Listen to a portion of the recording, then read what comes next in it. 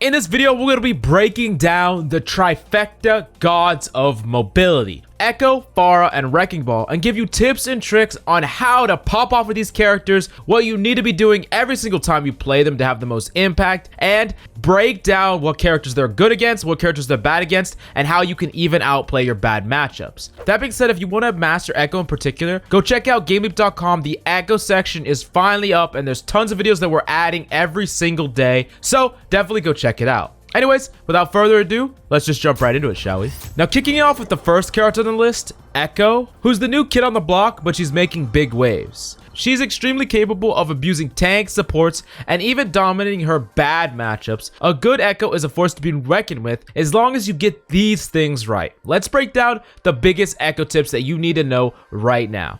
The first one is a play style of Echo. Do not play Echo like you would a PHARAH. PHARAH wants to play really far away and potentially spam down from range and then close the gap as she gets advantage and as she makes picks. Echo is different than that. Echo's a character that wants to poke and pounce. She is close to something like a hybrid between Genji and Doomfist, where she wants to poke down targets, go in and get a position to use her abilities in the backline, and then use her mobility to get back to her team. She can rinse and repeat this process. Echo doesn't want to be high up in the sky, doing her own thing, and she doesn't even need a pocket to succeed. You need to be mastering these poke and pressure, and to do so, here's some big things that you should never do. Do not use all your abilities on your engage and have nothing to get out. That's a way that you get punished. Do not engage when you have your abilities on cooldown. You need to be going in cyclically, in a cycle with your abilities, just like you would with something like Doomfist. Echo's abilities are how she gets things done. She can go get in position to a flank, go in, use her mines, use her beam, burst down a target, and then get out. She does not want to have long, sustained fights in the enemy's backline. She wants to engage fast, get value, use her abilities, and then reposition back to her team or back to safety. Now let's talk about the next thing about Echo, and it's getting value out of her ultimate. This is something that a lot of players consistently get wrong on Echo, and it's costing you games and tons of SR. Echo's ultimate is very powerful. We all know how powerful Duplicate is, but there's several things that you need to stop doing. Firstly, realize that you need to have a game plan when you're using the ultimate. What is your game plan, and does the character you're copying have the tools to execute said game plan? If you can't, 1, stay alive, and 2, instantly gain impact, then what are you doing copying that hero? Let me give you this example. Let's say you copy a Reinhardt, but the enemy team has speed and you don't, and you copy Ryan on the front line. Now, how are you going to get close enough to the enemy if they start to speed away? You're probably not. You need to realize that either 1, you need to change the way that you engage with your ultimate. Maybe you want to engage behind them and make like a pincer move. Or 2, you need to be copying something else that can actually chase enemies down and get that value immediately. This is extremely important because far too often Echoes are getting their ultimates either 1, shut down instantly, or 2, they're not getting any value out of it. They might not even be building up to an ultimate, or if they do, it's so telegraphed that the enemy is just never going to get shattered or they're never going to get hit by your ultimate. And secondly, to go along with this is a really important part of Echo's ultimate, is it's far easier to get value out of it if you're going in with the full team. Well, yes, if your Rhine dies, you can copy their Rhine and now it's an even fight. If instead, before your Rhine dies, you copy their Rhine, now it's 7v6 and it's 2 Rhines, one of which might be close to shatter, and you who might get multiple shatters in the fight. That's far more pressure, that's far more impact, and that's more likely to secure you the fight win, as opposed to copying their Rhine when you're 1, 2, 3 people down and trying to turn it. It makes it too telegraphed, too easy to shut down, and it's not a guaranteed team fight win. And with Echo's Duplicate taking so long to charge, can you really afford to waste an ultimate like that? I don't think so. Now let's talk about the characters that you really can farm and abuse when you're playing Echo. Characters that don't have any sort of vertical impact. Characters like Reaper, Junkrat, a lot of tanks like Ryan, Zarya.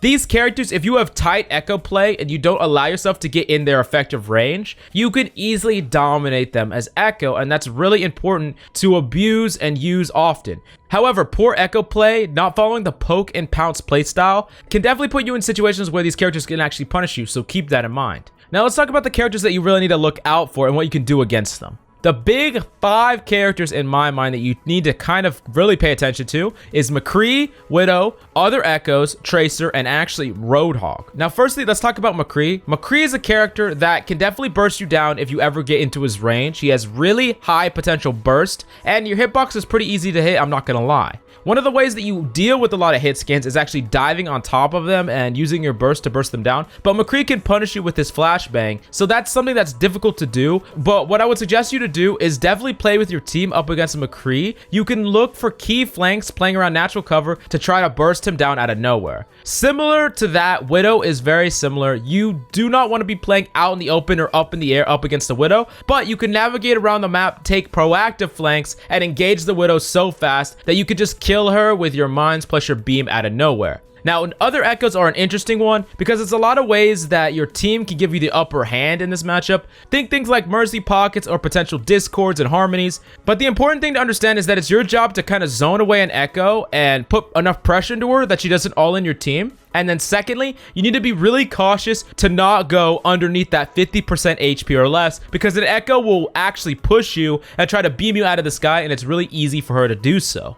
Now, the next 2 characters are definitely interesting ones that you still have to watch out for. Tracer, because Tracer will look for these opportunities after you executed the poke and pounce, and then going back to your team, trying to get peel or go back to natural cover, safety. A Tracer can punish you in that window by blinking in and killing you last second. So that's something you need to keep in mind. Plus, you can't really do that much against a Tracer. It's actually pretty hard to duel a Tracer, especially if she has pretty good movement. And then Roadhog is a character that, frankly, you can't really do that much to, and you cannot play around him. He kind of shuts down a lot of that pounce playstyle that I talked about before. So up against the Roadhog, you kind of need to slowly whittle down the team, and then the Roadhog, if he doesn't have hook, you can go on a pounce, or if he's not paying attention, or if he's dead, then you can execute your regular game plan. Now, moving on to the next character on our list, we got to talk about PHARAH. Now, PHARAH often gets compared to Echo, but they're actually not very similar at all. Just because they both fly doesn't make them that similar, and PHARAH is actually secretly really good if you learn to master her. And she punishes a lack of verticality even more so than Echo. Let's break down some really sick tips to help you get more impact, or to learn how to flex pick to PHARAH for some really free games, frankly. So the first thing is, you need to be using your range and mobility. The thing about PHARAH that she could do that other characters really can't, especially Echo, is she could play from a very far distance away and still get value. Completely outside all of the hit scans besides Widowmaker, she can spam down from the heavens very far away, out of the effective range of many characters, and get a lot of value breaking shields, dealing damage to the backline and to tanks. Now, as you get value and get picks, your team can contribute to the front line without you even being there, and you could push up appropriately. Now, we definitely need to talk about what are those examples where there's a hit scan that has the high ground, or they're putting too much pressure into you where you can't even spam from afar. What you need to learn how to master on PHARAH is the dive bomb. This is where you use your concussion blast in order to get yourself literally on top of hit scans above their head. It makes it really hard for them to kill you, and it only takes 2 shots for you to shut them down very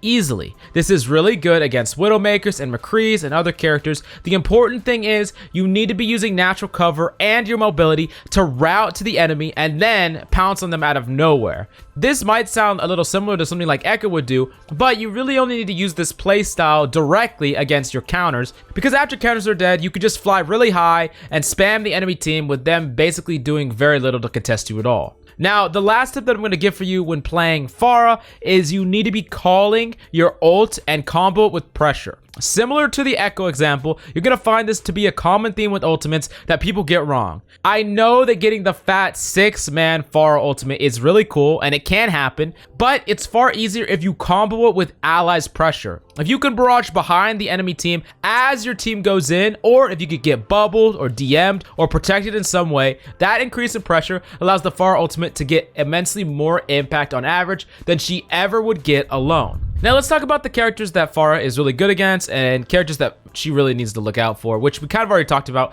but I'm going to break it down more in depth. So firstly, PHARAH is great against a lot of tanks, DPS that are not hit scan, and most supports. She does have problems against certain characters depending on if she has a pocket or not. There are some characters like Tracer, Sombra, Diva that are really good at shutting her down and pressuring her. but even these characters have a hard time killing her if she has a mercy pocket. So while these characters can be difficult to deal with if you don't have a pocket, if you have that pocket, which I would highly suggest you get a pocket if you're playing PHARAH, that is the way in order to get value.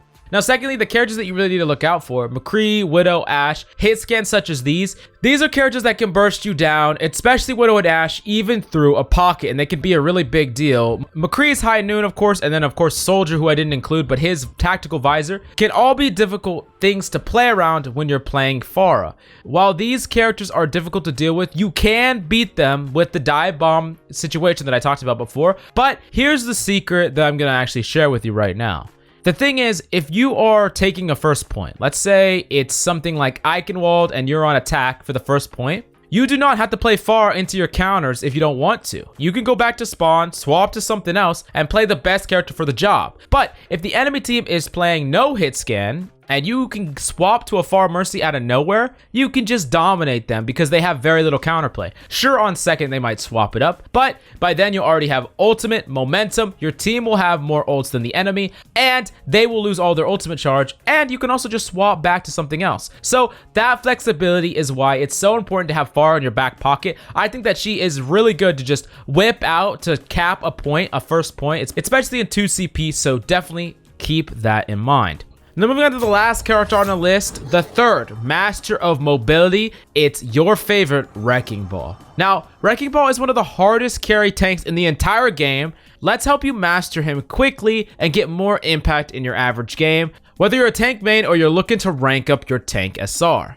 The first and most important thing you need to understand about Wrecking Ball is you need to adapt your play depending on what you're up against. Some compositions will just get you killed if you slam into them. Double CC, Mei, Ana, Roadhog, slows, these will all be the death of you if you slam into the enemy when they have full cooldown. What's gonna happen? You're gonna get slept, you're gonna get stunned, you're gonna get killed, you're gonna get bursted down. It doesn't matter how much HP you have. 6-person focus fire followed by CC will just get you killed. Against those compositions, instead, be disruptive. Swing through while building ultimate. As long as you are alive, you are constantly making space and building towards an ultimate, and the enemy have to play around you. Do not just give up your life. You could just swing through the enemy team. Even if they stun you as you're flying by, most of the time they'll get displaced enough to not be able to follow up adequately. Plus you can time it with big adaptive shields, so it's much more difficult to punish you. So really keep that in mind. You can start slamming as their numbers decrease, as you're making big plays. I'm gonna talk about that in a second. So the next thing that's really important is displacement in general can be even more powerful sometimes than CCing enemies upwards. Booping people off the high ground, booping a Reinhardt into your team. These are all things that can get you free kills just with the displacement alone.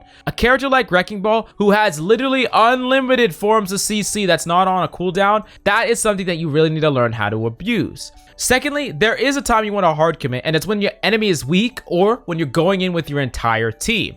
If you could take all the aggro onto yourself, let's say you swung through the enemy a couple times, you're close to ultimate, or your team is in position to go in, you can engage fully. And maybe you eat a sleep dart, a hook, a nade, a flashbang, and you die, sure. But if you time it at the appropriate time as your team goes in, then the enemy has none of those abilities to use against your team, and they're weak because you just slammed into them. So more often than not, they're gonna just get killed. The problem arises with Wrecking Balls is they do not time their engagements correctly. They do not time their all-ins correctly. If you die just before your team get in position to actually do something or follow up, then it's your fault. You should never ever be full engaging unless your team are literally in the middle of engaging themselves. You have the mobility, you have the options. There's no reason you should die before your team.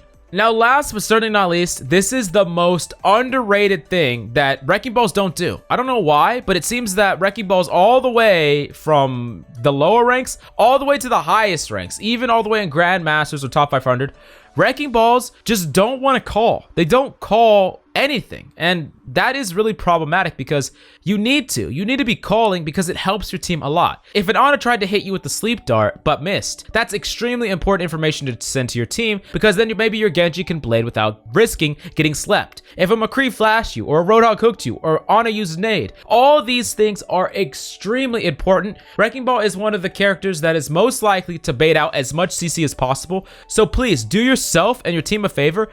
and calm every bit of information that you possibly can when playing Wrecking Ball, especially in that downtime where you're just routing to megas and routing to get in position for a potential play on the enemy. Anyways, if you want to improve Master, Echo, Pharah, Wrecking Ball, or any other character, please go check out GameLeap.com. We are pumping out tons more videos on the GameLeap website, so please just go check it out. Anyways, I hope this guide has been extremely helpful for you. If there's any other guides that you want me to make, do me a favor, do me a huge favor, and let me know down below. Well, unfortunately, I think our time has come to an end. That's all I got for you today. I'm Coach Mills, and until next time,